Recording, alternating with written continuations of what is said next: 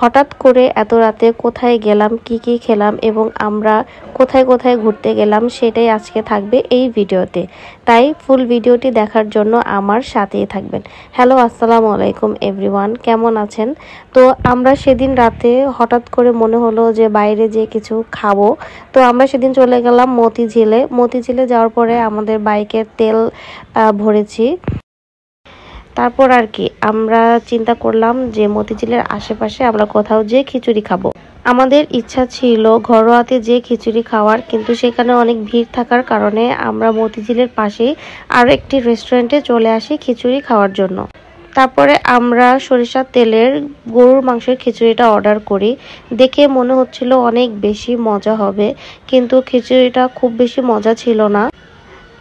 এইখানে আমার husband review দিচ্ছিল, ও বলতেছিল মোটামুটি খুব ভালো না। তো তারপরে কি আমরা 2 প্লেট খেতে পারিনি, একটা দুইজনে খেয়েছি আর একটা পার্সেল করে নিয়ে গিয়েছি। এই যে এখানে আমরা একই প্লেট থেকে দুজনে খাচ্ছিলাম।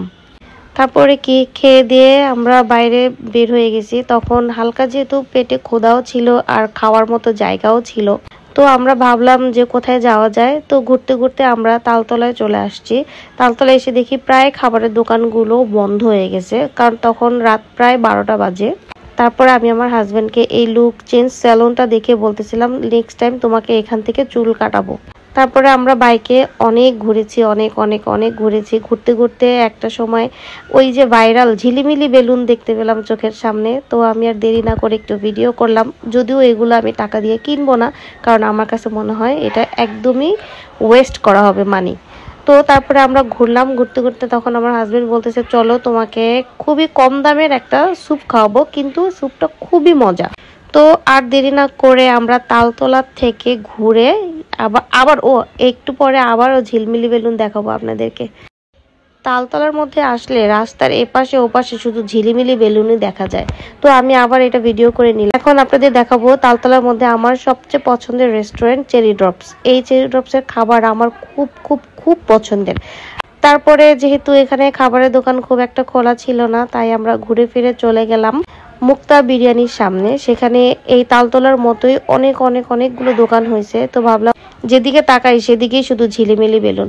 তো ঝিলিমিলি বেলুন দেখতে দেখতে আমরা চলে আসলাম একটা স্যুপের দোকানে। এই স্যুপের দোকানে খুব কমে অনেক মজার একটা স্যুপ পাওয়া যায়, সেটা আপনাদের দেখাবো একটু পরে।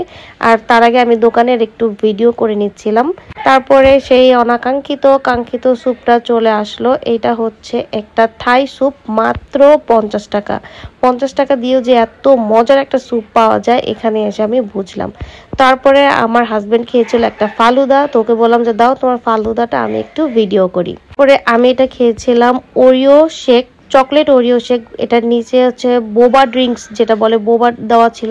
এত মজা, এটা আমি খেয়ে ফ্যান হয়ে গেছি। তো ওরে বলছি যে তুমি মাঝে মাঝে এটা আমার জন্য নিয়ে আসবা। তারপরে আমরা খেয়েছিলাম, মানে ভাইয়া আমাকে একটা ওয়েলকাম ড্রিঙ্কস এর মতো এটা টেস্ট করতে দিয়েছিল, বলল ভাবি খেয়ে দেখেন কেমন। এই ছিল আজকের ভিডিও।